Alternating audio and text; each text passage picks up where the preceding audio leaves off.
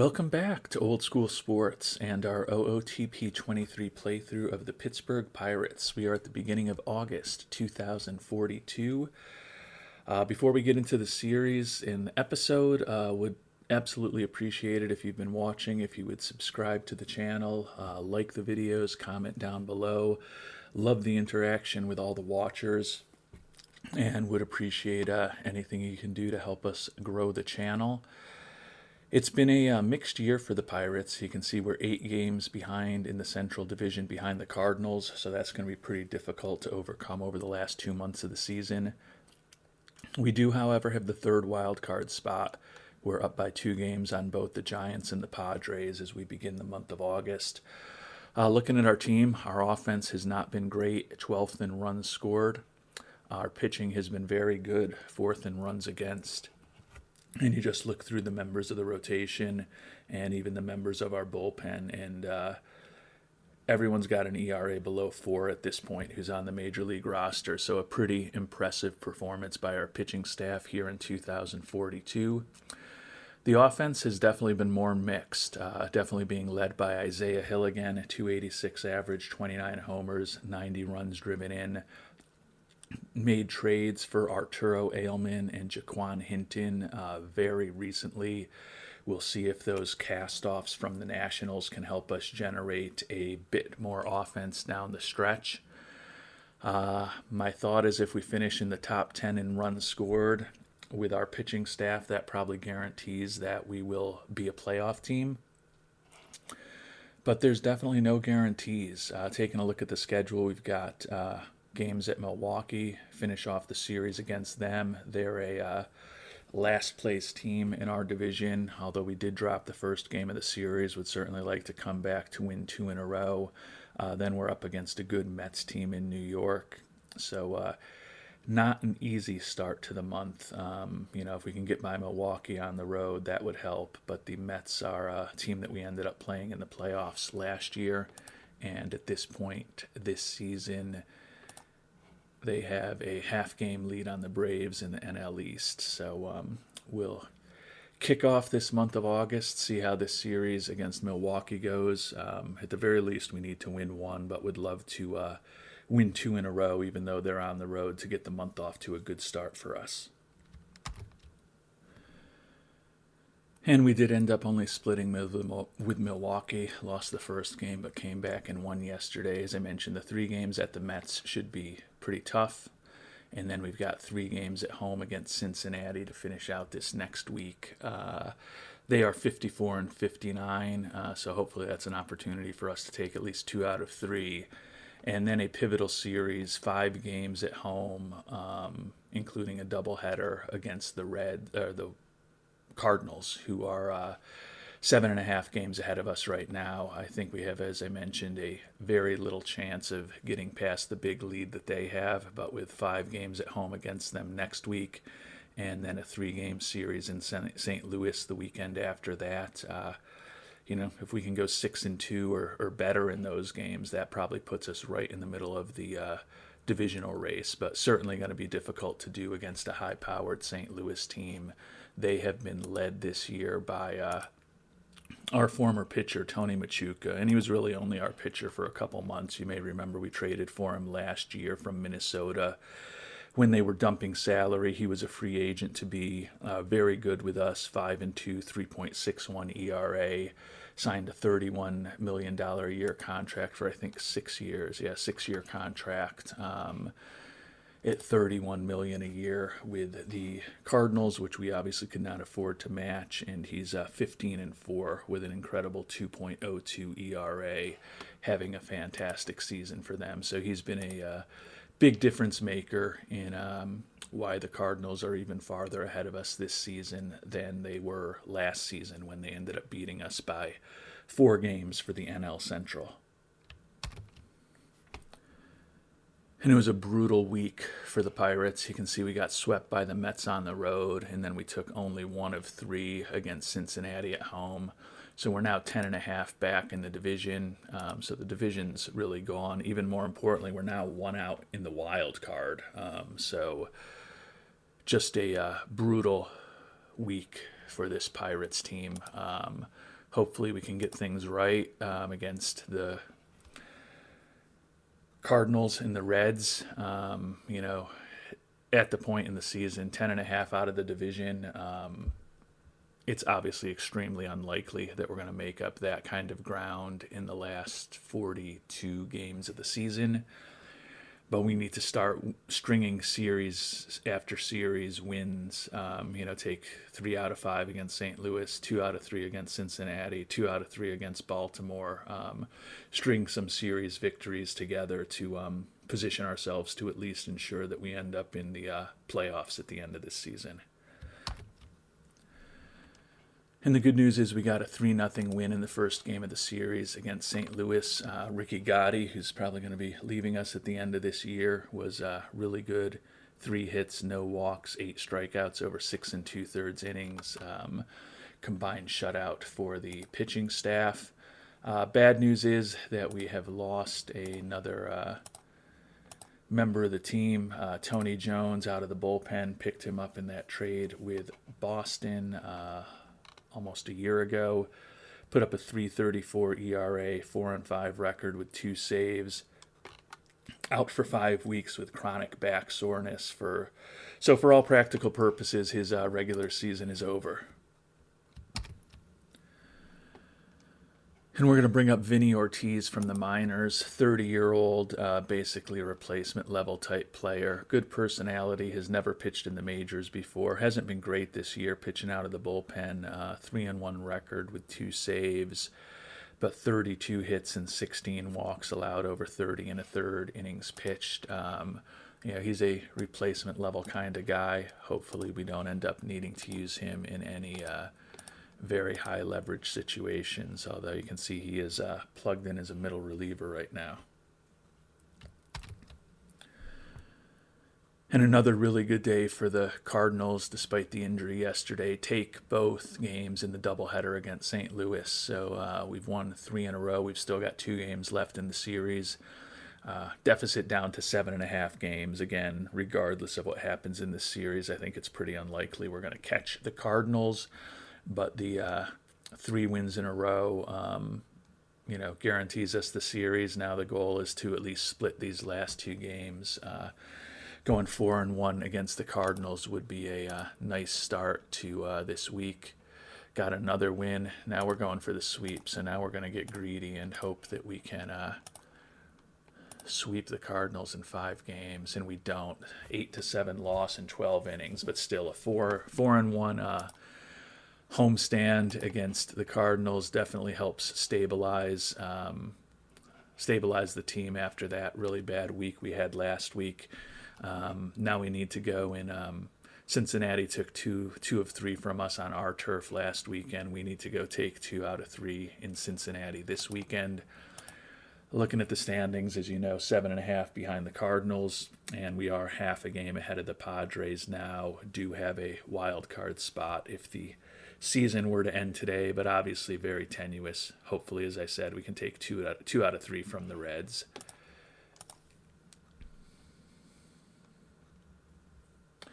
And we lost the first game of the road series to the Reds, so that is definitely not optimal.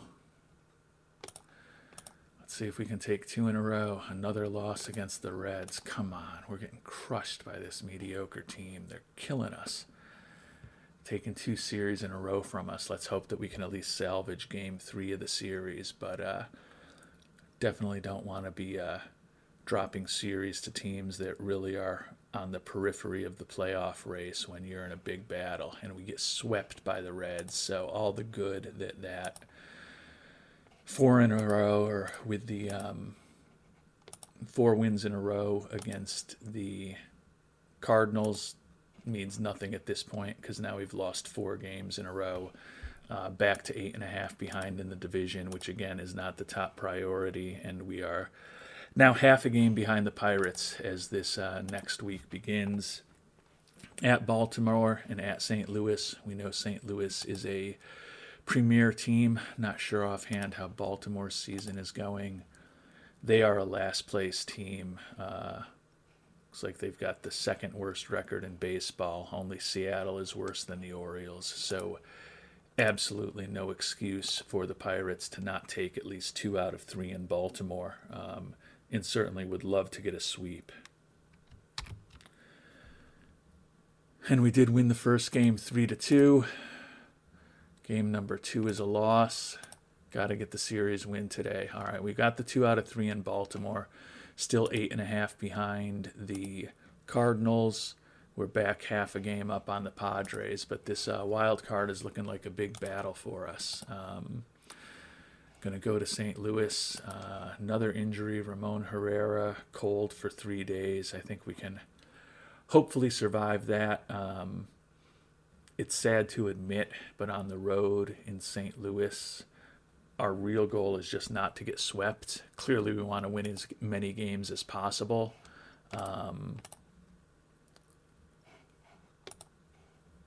But the one thing that we really can't have happen right now is to get swept by the Cardinals. So I know just saying you want to avoid a sweep is not necessarily the most ambitious, but that's what we're going for. And we've lost game 1. Ooh. Juan Bin Daoud having a nice, he was having a nice year. I did promote him. Yeah, he was dominant down at A ball. He's been a little more mixed at high A ball, but the 22-year-old is slowly potentially working his way towards being a back of the end type of pitcher for our rotation, or maybe a reliever who can help us in a few years. Right now, we're more interested in players who can help us this season. Got to take one of these 2 games in St. Louis. We did get a win in 12 innings. Hopefully the momentum carries over to Sunday and we can take the series. And then you can see we've got a nice homestand next week against the Brewers and the Diamondbacks. So hopefully that's an opportunity to string a couple of series wins together in a row. Since we did not get a series win against St. Louis. So 9.5 back. We've got Milwaukee and Arizona to close out the month of August. Time is getting short for this team. Clearly we're not going to win the division. 3-7 in our last 10, which is brutal.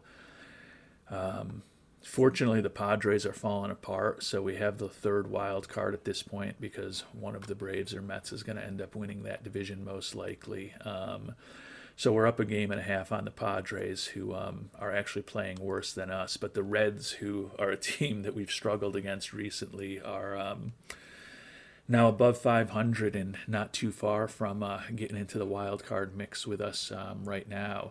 Diamondbacks 59-73 and Brewers 51-82. So it's a huge week with 3 games at home against each of them.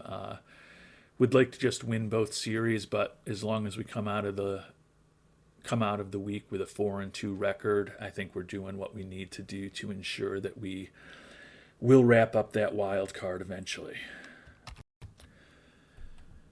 And we did not end up getting what we wanted. It was lose 1, win 1, lose 1, win 1, lose 1, win 1. So a 3-3 week at home against 2 teams with losing records. Certainly not what we were hoping for as we try to get into the playoffs. Taking a look at the team statistics, we had our worst month since April in August, a 12-16 record. When the month began, we were a playoff team. When the month ends, we still are a playoff team because the teams that we're competing with, the Reds, the Padres, the Giants, particularly the Reds and the Padres, haven't been playing well over the last 10 either. So feel like we dodged a bit of a bullet to have such a bad August and still be in a playoff position as the month of September begins. Tied for 11th in the National League in runs scored, 4th in runs allowed. Defense has been pretty solid. We'll see what happens. We've got 3.5 weeks of action left till we get to the end of the season on the 24th. At the Phillies and home against the Dodgers this week. taking a look at the standings, the Phillies 63 and 78, and the Dodgers also 63 and 78. So it's another week where we're playing the bottom feeders. A 500 record this coming week just is not sufficient, even though we're on the road against Philadelphia, and both of these teams have much bigger budgets and payrolls than we do. We've got to go and win these games on the field against them, or we're going to be in big trouble. The good news is that it's roster expansion time, so we can give some thought to the reinforcements that hopefully can help us in our quest to get back into the postseason. And looking at the injured list, first baseman Luis Flores, the Rule 5 guy, is only 2 days away, so we may just bring up a bat to help us for a couple of days and then probably send him back down for Flores. But Tony Jones out for at least another couple weeks, so definitely we'll need to look for an arm to help the pitching staff in these final weeks of the season. And we're going to bring up Andres Mendez, help us out with his left-handed bat, hopefully for a couple of days until we have to make a decision when the first baseman's ready to come back.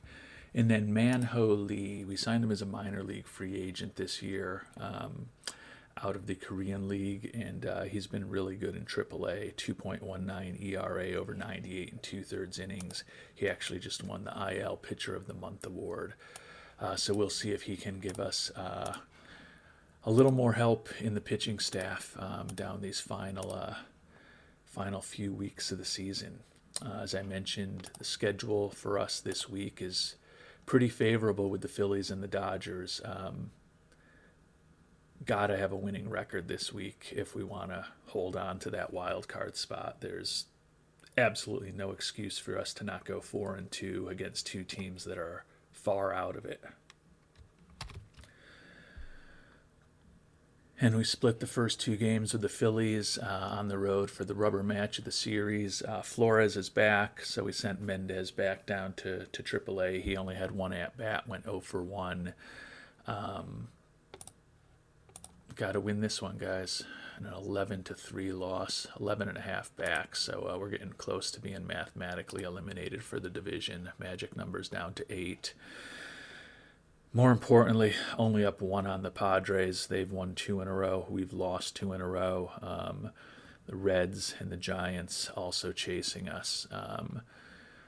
We get the advantage of playing a last-place Dodgers team at home for the next 3 games, but thus far that hasn't meant too much for us these last several weeks. We have been playing some disappointing baseball, well under 500 since the beginning of August. It's kind of amazing we're even holding on to a playoff spot with a .517 winning percentage here in the National League. Kind of fortunate that there's been a lot of mediocrity. Hopefully we can change that and take this series against the Dodgers this weekend. And we did at least take the series against the Dodgers, although winning the first 2 games, obviously wish we could have won the third there. So the season is getting short. Just 2.5 weeks left, and this is really the last full week of 7 games we've got. This is going to be a difficult stretch for us. Not the last 7 road games of the year, but 7 road games in a row at the Marlins and at the Cubs. The Marlins are definitely in the mix for the playoffs. They've got the second wild card at this point. They're up 5.5 on us. You can see we're up 1.5 games now on the Padres for the third wild card. So the Marlins are a challenge. The Cubs having a tougher year, 65 and 82. Need to have a winning week, even though we're on the road. So want to get at least 4 wins in these 7 games. If we can do that, we've got a tough home series against the tough Braves, but then we do finish with a Milwaukee team that's not going to be playing much for those last 6 games of the year. If we can go 4-3 over these 7 road games this week, it's not going to lock up the playoffs for us by any stretch of the imagination, but I think that will put us in a pretty decent position for the final 9 games of the year.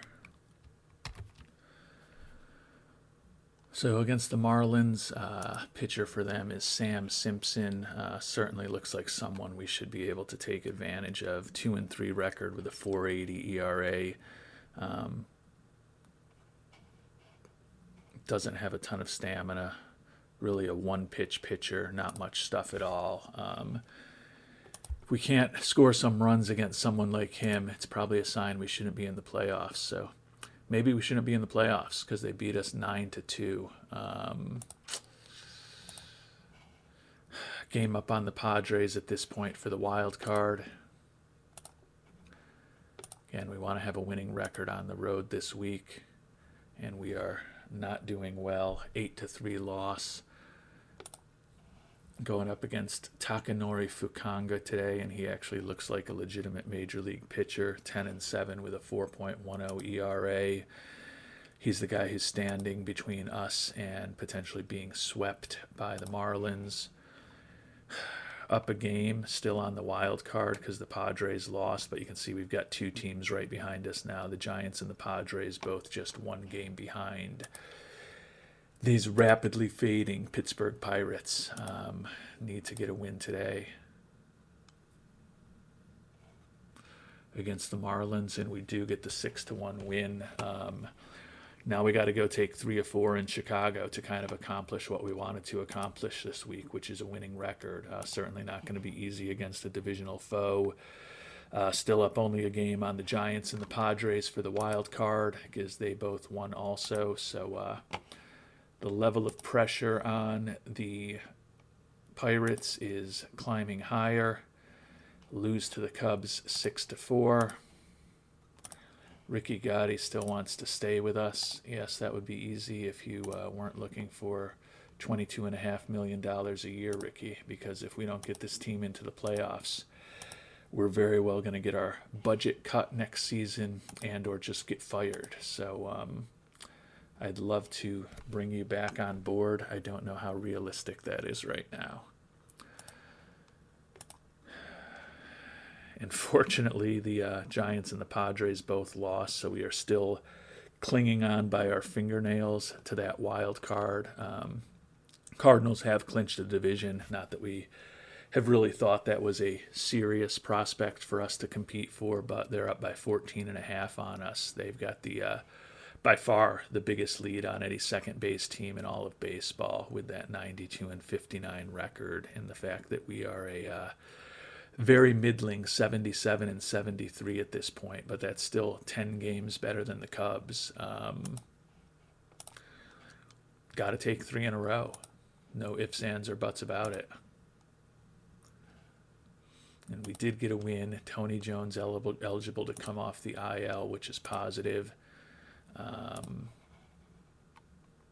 Padres lost, Giants won, so we're up a game on the Giants at this point.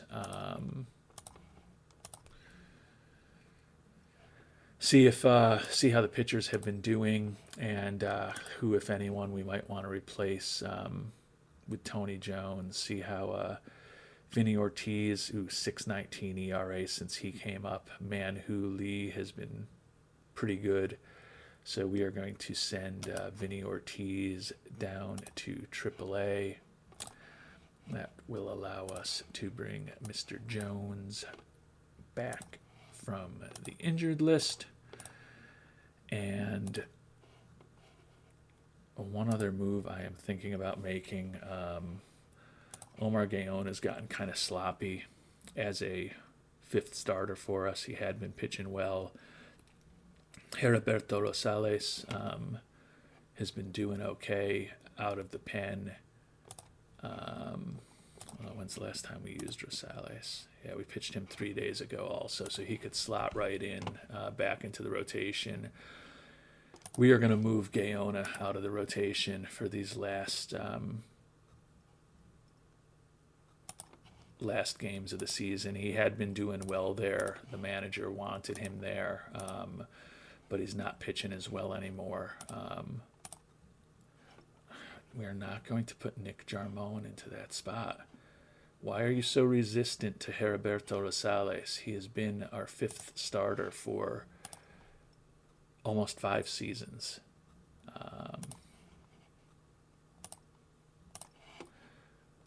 How many relievers do we have to go to before we move Heriberto Rosales back in? And there we go. Heriberto Rosales back in as the 5th starter on this team. Feel a little better with him potentially in a big game down the stretch than Omar Gaona. Other than that, no changes. Got to win these next 2 in Chicago, and then we get a day off to kind of hopefully regroup. Going up against Trevin Reed, looks like a decent pitcher. 6-9 record, 4.33 ERA, split the year between Iowa and the major league team. Hopefully we can get to him early and often. 10-3 win, so it sounds like we probably did get to him early and often. Yeah, we just strung a bunch of runs together there. Nice pitching performance by Ricky Gotti to get his record to 11-11. So although it was a ugly start to the week for us, losing those first 2 to Miami and 3 of the first 4, if we're able to get the win in Chicago today, that gives us the 4-3 week that we were hoping for.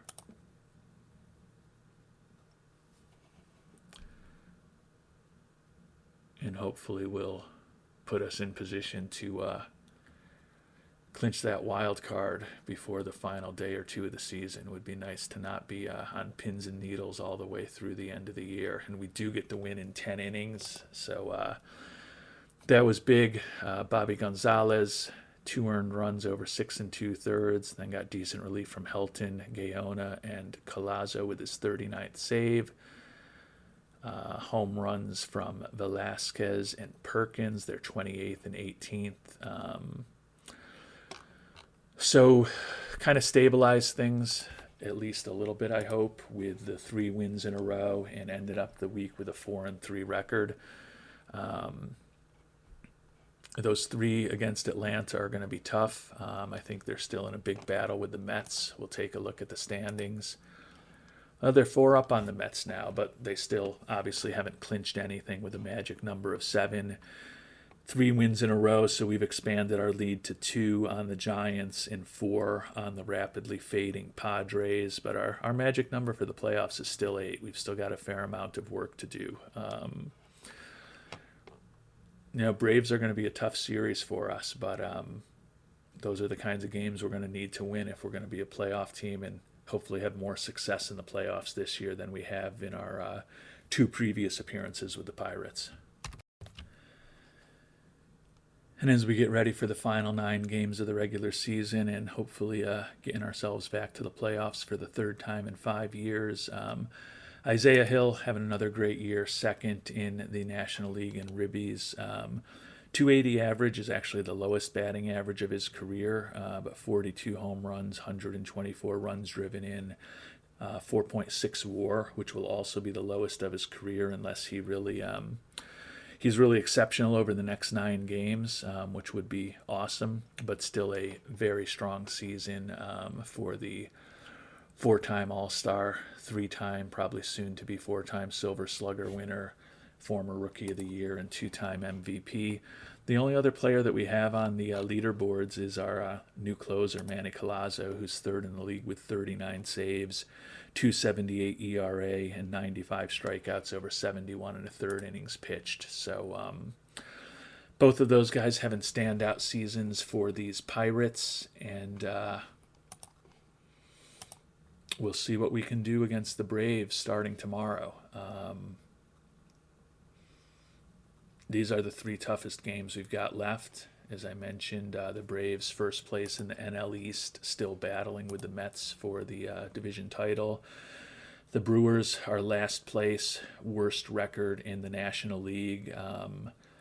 Can't ask for anyone better for us to play the last 6 games of this season against. So if we can take 2 out of 3 against Atlanta, I really like our chances to get into the playoffs, but clearly that's not going to be easy against a pretty high-powered baseball team.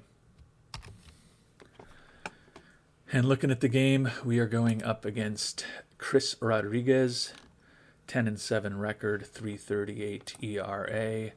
On the mound for us is Heriberto Rosales. I believe this is his first start back in the rotation. So we'll see whether the move from Omar Gaona to Heriberto Rosales as our number 5 starter pays off for these Braves here, or for these Pirates here against the Braves in the final days of the season. 7-3 loss. Rosales definitely not great. 9 hits, 4 earned runs over 5 1/3 innings pitched. Arenales gave up some runs in relief too, and we just didn't score many runs. So not the start to the season we wanted. Manho Lee out for a couple of days with back tightness. We've got 13 pitchers on the roster, so that shouldn't be a huge issue, especially coming off of an off day yesterday. Question is whether the teams that are chasing us won or not. Unfortunately, the Giants lost. The Padres did win, but they're 3 back. So our magic number did dip down to 7 with the Giants loss, even though we also lost. So that's the only good news. Going up against Edgar Lara today, 25-year-old. Only been in the majors for 3 games, 1-0 record with a 1.59 ERA over 5 2/3 innings. So obviously a extremely small sample size, but we'll see how we can do against the youngster. This may be the game for us to get. And we do get a 5-4 win. Like seeing that home run from Ailman, the guy that we picked up before the trade deadline. Luis Longoria got a win to go to 9-4. Wasn't a vintage performance with 4 earned runs over 6 innings, but he got the win, and that's what it's really all about at this point. Let's see how Ailman has actually played for us, and he's been really good since he joined us. 299 batting average, 7 homers, and 21 ribbies in 187 at-bats. So he's done the job since we picked him up in trade. Hinton is doing a little better now, 234 average, 5 homers and 19 ribbies in 128 at-bats. So hopefully those trades help get us across the finish line in terms of getting into the playoffs. The Padres did win again, so now the Padre and the Giants lost, so they're both 3 behind us. Magic number down to 5 with our win and the Giants loss. So we're getting close, but we still haven't even clinched a winning record for the season yet. So getting a win in Game 3 of the series here when we are going up against Francis Carrillo, 8-10, 5.14 ERA. Profiles as a decent major league pitcher. We're going to have Tony Santana, our de facto ace on the mound, who actually has a losing record this year. It's kind of interesting. Outside of Longoria, the pitchers on our staff are all around 500 or just below 500. Would be nice for... you can see Santana's basically been a 500 pitcher as far as his one lost. He's been exactly a 500 pitcher as far as his one lost record for us over the last 3 years. But goes out and generally gives us 200 pretty solid innings a year. But from a personal perspective and a team perspective, it would be fantastic if Santana got a win today to get his record to 500 on the season, because that would mean that we're at least one game closer to clinching a playoff spot. And we do get the win. Santana, excellent. 3 hits, 2 walks, 8 strikeouts over 7. Got good relief from Gaylord and Collazo. So we took the toughest series that we have left. At least on paper, it's the toughest series we have left. And the Padres lost, the Giants won, so we only made up 1 in our magic number. It's down to 4 with 6 games to go against the worst team in the National League. So the playoff race is absolutely in our control. If we go out and we lose 4 out of 6 to the Brewers, we don't deserve to make the playoffs if that ends up costing us. But feeling pretty good about the position we're in right now with a magic number of 4, 6 games to go, and all 6 games are against the worst team in the National League. And we're going to have Ricky Gotti on the mound today for the Pirates, going up against Jorge Ramnarin. 11-3 with a 3.69 ERA. 26-year-old, was up in the majors, a good chunk of last season also, but pitching better this year. Certainly looks like a formidable opponent. We'll see if we can get the series at home off to a good start with a win against Ramnarin, with Gotti making potentially one of his last starts for the Pirates.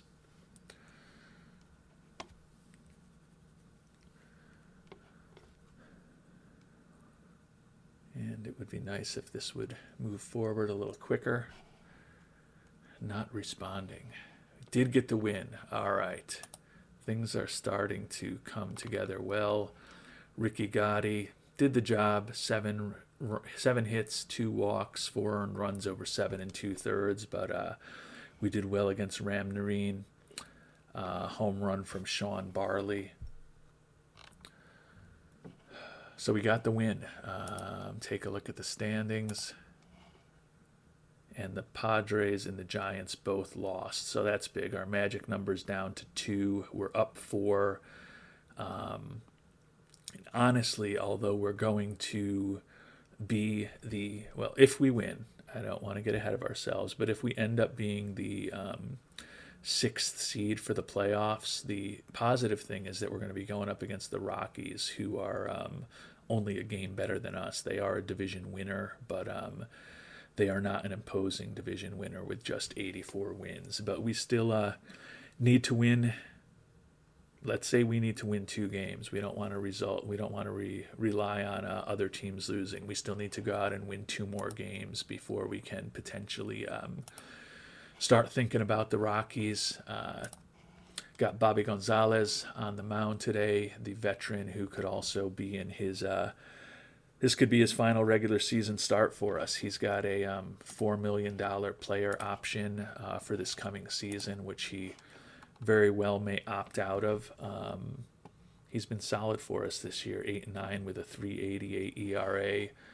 Would love to see him get the W today. Going up against Izzy Huerta, 4-7, but a 3.38 ERA. Not the best stuff in the world, but he does have pretty good movement and control. Let's see if we can keep this winning streak going. Against the Brewers. Would be nice to just get things clinched so we can actually think a little bit about setting up our starting rotation a little bit for a potential playoff series. But that's the type of talk that's probably going to jinx me in a way. We'll find out when we see what finally happened. And we did get a win. 5-2 victory. Magic number is still 1, as both the Giants and the Padres won. But the Padres are out. We took out the Padres. Magic number is 1 against the Giants. They're the only team that can touch us. So with 4 games left, the only nightmare scenario is we go 0-4 and the Giants go 4-0. And hopefully that will not happen. Jerry Ibarra, pretty solid pitcher. Excellent pitches, including a brilliant changeup. 11-14 with a 3.72 ERA. I believe we should have Rosales on the mound. Let's see. We had faith in you, Heriberto, putting you back into the rotation. Can you pitch us into the playoffs today?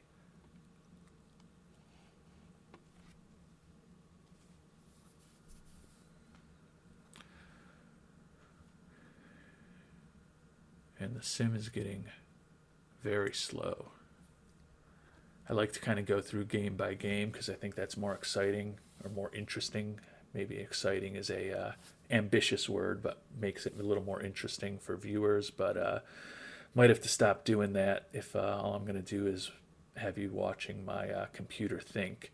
In an 8-2 victory, so we are in the playoffs. We've won 5 in a row this season, and it looks like it's coming to a pretty strong finish for us. Now we just need to remain healthy these last 3 games at Milwaukee. Isaiah Hill, player of the week, 478 average, 3 homers, 7 runs scored, 7 ribbies. Henry Gonzalez, finishing up strong. We didn't bring him up. You can see he's only got a 243 batting average on the year in AAA, but finishing strong with a 476 average this week. And we have clinched the wild card. So that is good, and we probably don't need to get too funky with our pitching staff. Or maybe we do, because we've got 1, 2, and 3 going with these 3 games left. I guess the question is how many days off are there until the playoffs actually start? The playoffs probably start on the 26th, I would guess. So we probably don't want to be pitching Longoria. We may want to sit him out the rest of the way and then move up the other 3 guys. Let's see.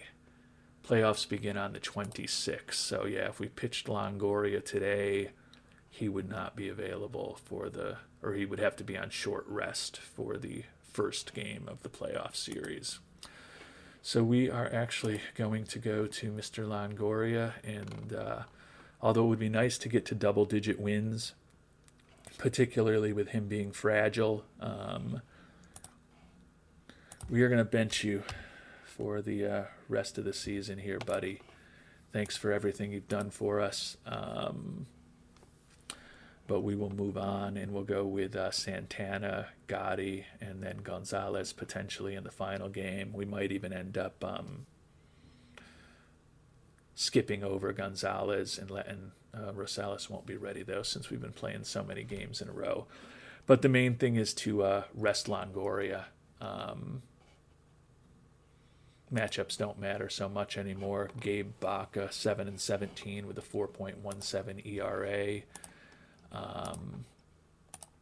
But at the very least, we can have Longoria ready for game 1 of the playoff series. And then with Santana and then Gotti going today, those guys will be lined up for games 2 and 3 if necessary. So we'll position ourselves to have our 1, 2, and 3 starters going on normal rest for the 2 and 3 starters and extended rest for the number 1 starter in our pending series against the Colorado Rockies.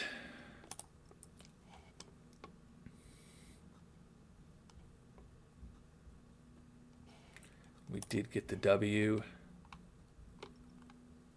Omar Gaona ended up being used as the emergency starter and actually pitched pretty well. Good to see. Nice for Gaona to hopefully get a nice finish to his season with the start there. So the season, barring an injury, we're going to be going into the playoffs feeling pretty good about ourselves. We've won 6 in a row at this point, and we have won 9 of our last 10. So we are obviously, we still got 2 games left. Who knows what's going to happen? But a 9-1 record in our last 10, 6 wins in a row, playoff spot wrapped up, and we actually conceivably may end up having a better record against the team that we have to go against. Now it's going to be interesting to be playing in Colorado. Can be tough on pitchers, but it can be fun for hitters. So we'll find out what happens there. Got another win against Milwaukee today. The team is just playing great here. Santana did get the W, only 1 earned run over 6 2/3 to get to a winning record on the season. Isaiah Hill, player of the game, 2 for 5, 2 runs scored, 5 runs driven in. Did hit his 46th home run of the year. You can see we had 5 home runs: Herrera, Dixon, Hill, Ailman, and Barley. So now really the only thing left to do is to hope that there's no injuries here in the final game of the season, and it would be nice to get a W, really go into the playoffs feeling that we're on a hot streak. But even more important than getting the W is no injuries, and it looks like we did get the loss, but there's no injury information flashing here. Let's take a look at the team.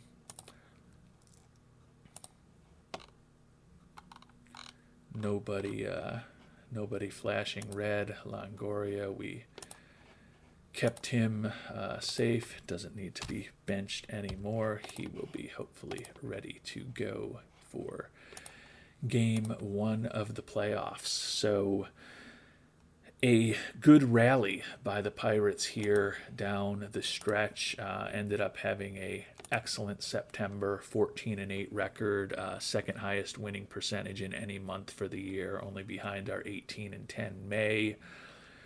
We did end up getting to 10th in runs scored, which is the number that I thought would mean that we'd be in the playoffs, 4th in runs allowed.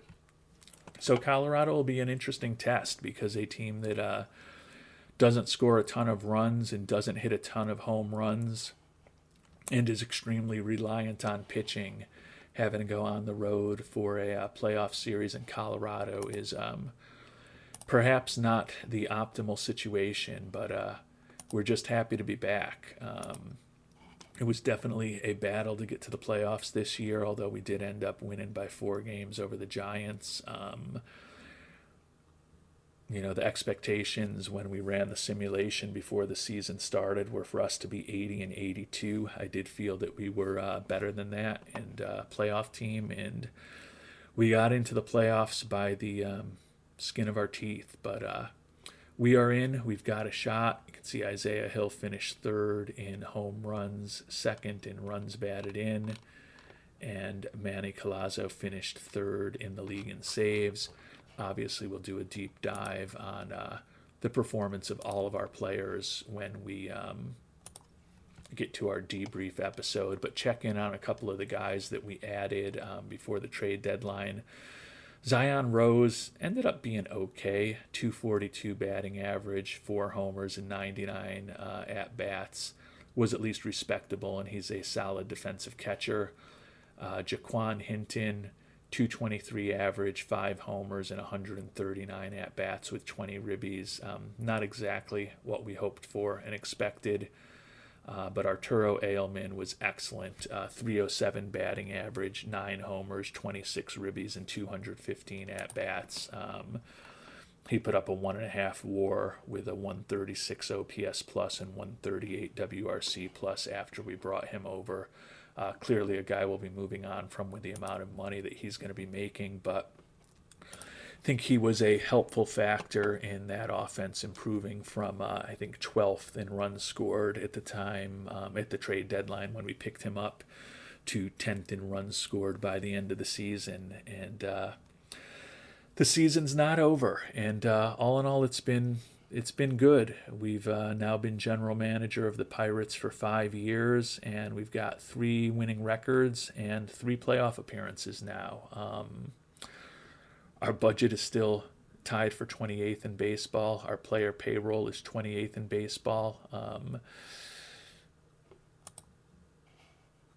We made the playoffs, which was good. We acquired a team leader, which was good. We didn't upgrade second base, so ownership won't like that. And we're not set to make much money this year. Obviously, that can change if we go on a long playoff run. But it will be interesting to see what happens with our budget. It's going to be a less successful financial season for us with the fact that our revenue per game went down as we just weren't getting as many fans in the seats with the $16 ticket prices this year. We had about 1,100 fans less, 4,100 fans less per game. 1,100 wouldn't have been that big a hit. So the revenue per game was down despite the higher ticket prices this year. But, last year in our 2-game loss to the Mets, we still had almost $4 million in playoff revenue. So if we're able to get by the Colorado series and get into the division series, we could add some meaningful playoff revenue, which hopefully can at least get us into the black for the season. Whether that will result in an increase in our budget or not, who knows? But the more money that we can make for old man nutting, the better. And we'll find out how we do in the playoffs in our next episode. Until then, thanks so much for watching and hope you have a great day.